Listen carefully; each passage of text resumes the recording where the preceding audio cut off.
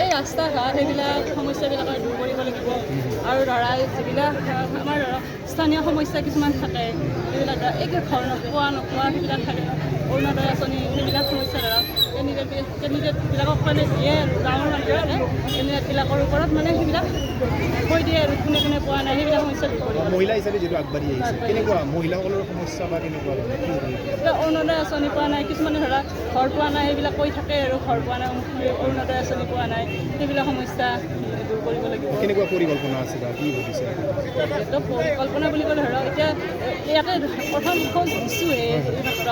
ধৰা পৰিকল্পনা বুলি ক'লে প্ৰথম খোজ দিয়াৰ পৰা লাহে লাহে গম পাম ইয়াৰ ভিতৰত সোমাই পেলাইহে গম পাম আৰু কেনেকুৱা ধৰণৰ কি পৰিস্থিতি আৰু যিহেতু এইবাৰ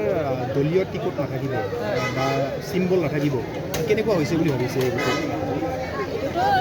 ঠিকেই হোৱা বুলি ভাবোঁ কাৰণ ধৰক দলীয় হ'লে ধৰক একপক্ষীয় এটা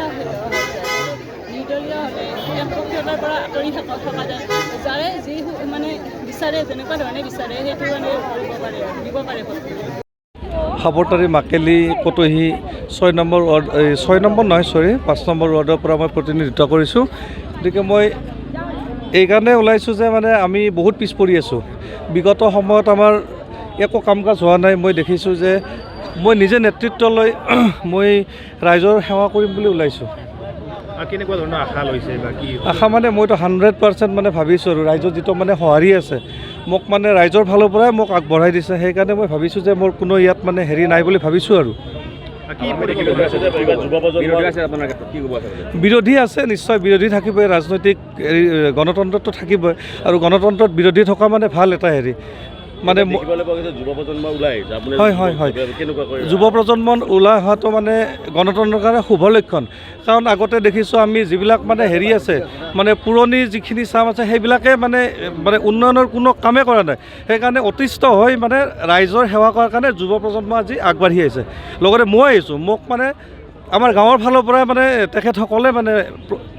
এই গাঁও আমাৰ ৱাৰ্ডটো আগবঢ়াই নিয়াৰ ক্ষেত্ৰত মানে মোক নিজে মানে তেওঁলোকে আগবঢ়াই দিছে আজি এটা উৎসৱৰ পৰিৱেশ এটা হয় হয়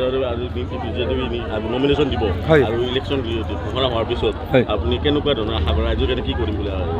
ৰাইজৰ মানে আমাৰ যিখিনি ৱাৰ্ড আছে মোৰ বিশেষকৈ মোৰ যিটো ৱাৰ্ড আছে আমি মানে নদী গৰাখহনীয়া আমাৰ মানে এটা প্ৰধান সমস্যা মানে আমাৰ নদীত মানে এনেকুৱা কিছুমান হেৰি ওলাইছে মানে কিছুমান মানে বালি মানে খান্দি আমাৰ যিটো মানে ৰাস্তা আছে ৰাস্তা পৰ্যন্ত আহি পৰিছে এতিয়া এইবিলাক যদি আমি নিজে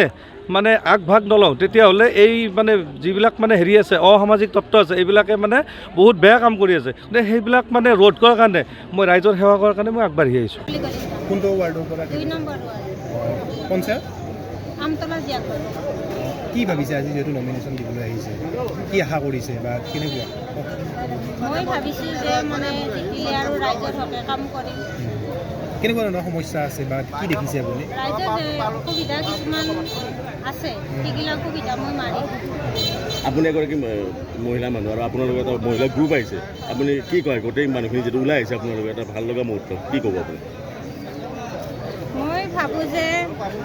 গাঁৱৰ মানুহবিলাকে মোক আৰু উঠাব বুলিয়ে ভাবিছোঁ মই সেইকাৰণে ওলাই আহিছোঁ মই মহিলাসকলৰ বাবে কি কৰিবলগীয়া আছে বুলি ভাবে বা তেওঁলোকৰ কেনেকুৱা সমস্যা আছে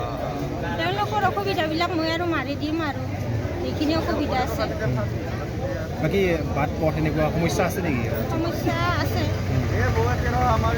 আগতে সমাধান হৈছিল